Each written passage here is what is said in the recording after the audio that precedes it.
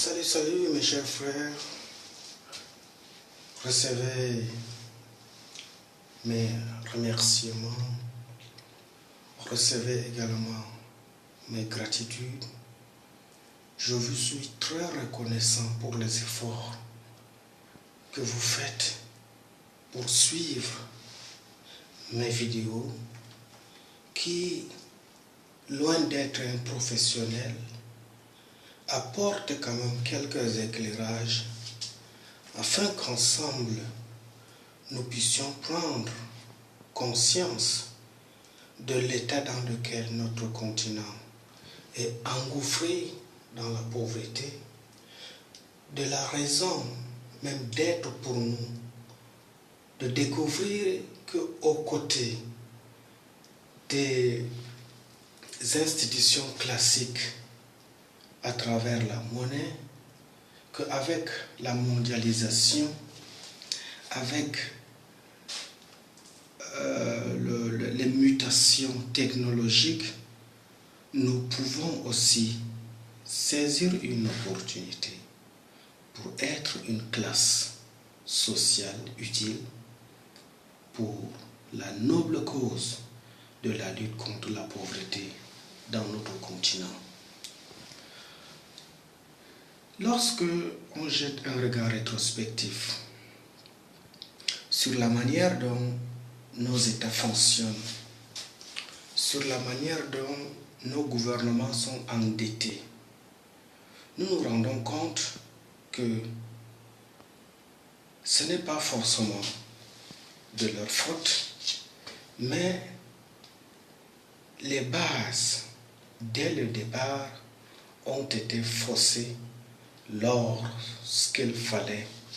accorder le semblant d'indépendance aux États africains. Puisque, à force de faire des recherches, à force de comprendre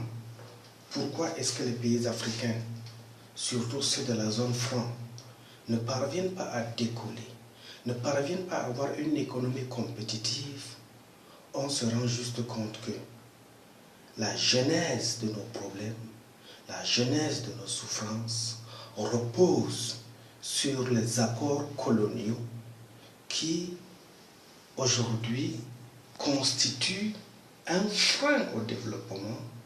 une source qui nous abrutit davantage. À titre d'exemple, je vous dirais que cette colonie française d'Afrique, qu'on appelle le CFA, adossée sur cette monnaie qui ne nous permet plus de pouvoir respirer, je crois qu'il y a lieu de prendre conscience et de comprendre qu'au fond, il y a quelque chose qui ne va pas. Mais alors, comme nous sommes incapables de pouvoir décider pour sortir de franc CFA, comme nos États ne parviennent pas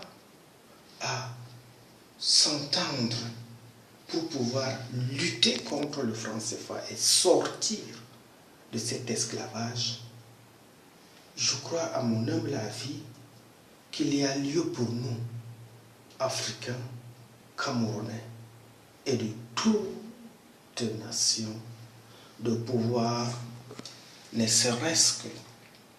saisir une opportunité comme un plan B et de mettre en place un processus par lequel, d'une manière communautaire, nous pourrions apporter notre modeste contribution pour le développement de nos États. Les accords coloniaux, ils peuvent faire leur chemin. Et en 50 voire 60 ans, si rien n'a été fait pour sortir de cette dépendance monétaire coloniale qui est aujourd'hui un joug qui nous a servi, qui nous abrutit, je crois, à mon humble avis, que laisser les accords coloniaux faire leur temps,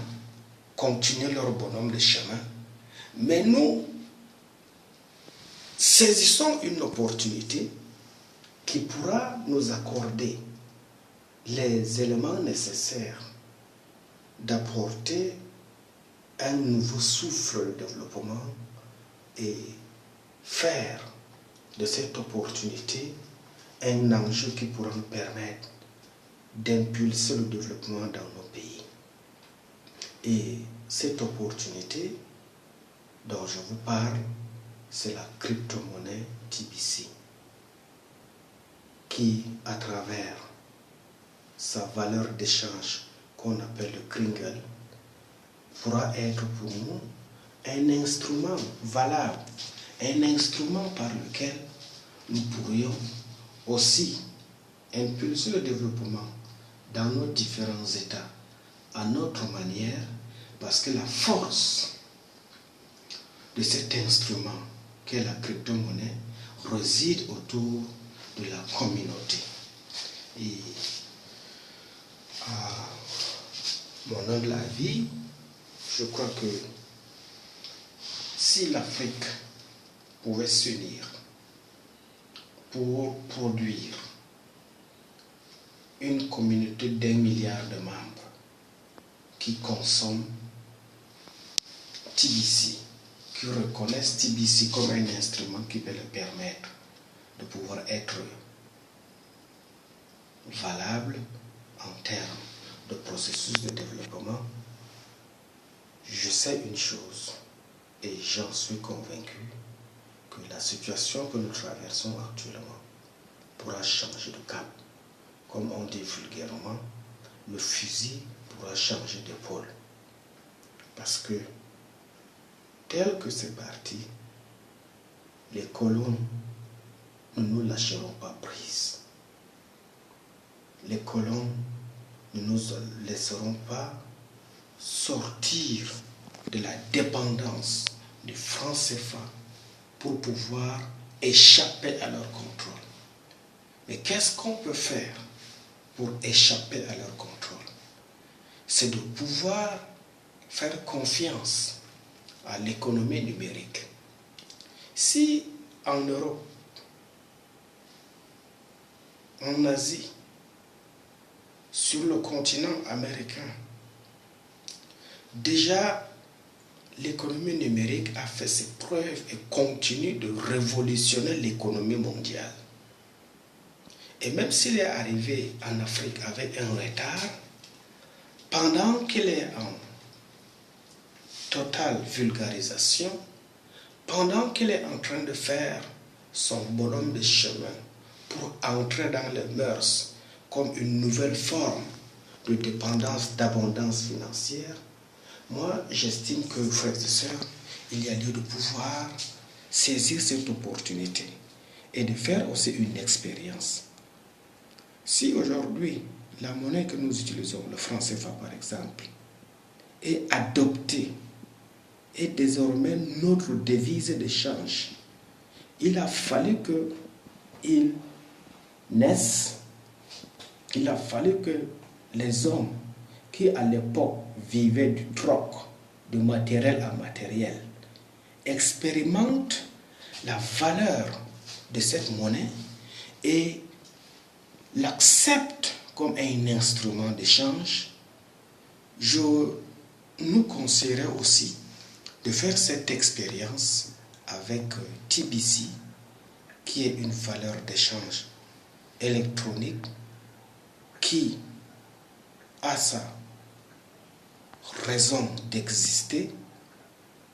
puisqu'elle sera dans l'avenir la pièce maîtresse qui fera tourner l'économie du monde. Déjà, une pièce TBC équivaut à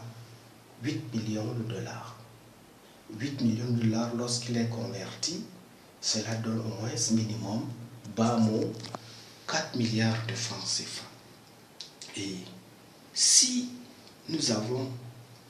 une communauté d'1 milliard de membres à travers l'Afrique, et que le 1 milliard de membres n'a qu'une seule pièce TBC à injecter dans le développement de l'Afrique, Imaginez, ça fera combien? 1 milliard de TBC. 1 milliard de TBC, c'est combien? Ça va nous donner des multimilliards en francs CFA. Et si nous avons des multimilliards en francs CFA, quel projet ne pouvons-nous pas réaliser pour le développement de nos continents? Nous n'aurons pas besoin d'aller faire recours aux usuriers de Bretton Woods, au Fonds monétaire international, à la Banque mondiale, ou bien nos instruments actuels, que ce soit la BCAO, que ce soit la BDA, que ce soit la BEAC, et bien d'autres instruments qui sont encore même les suppôts des colons, ne pourraient être un frein pour une communauté qui veut sortir de l'esclavage, pour une communauté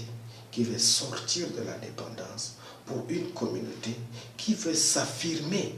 comme un maillon essentiel, comme une pièce maîtresse pour le développement du continent. Ainsi, mes chers frères et sœurs,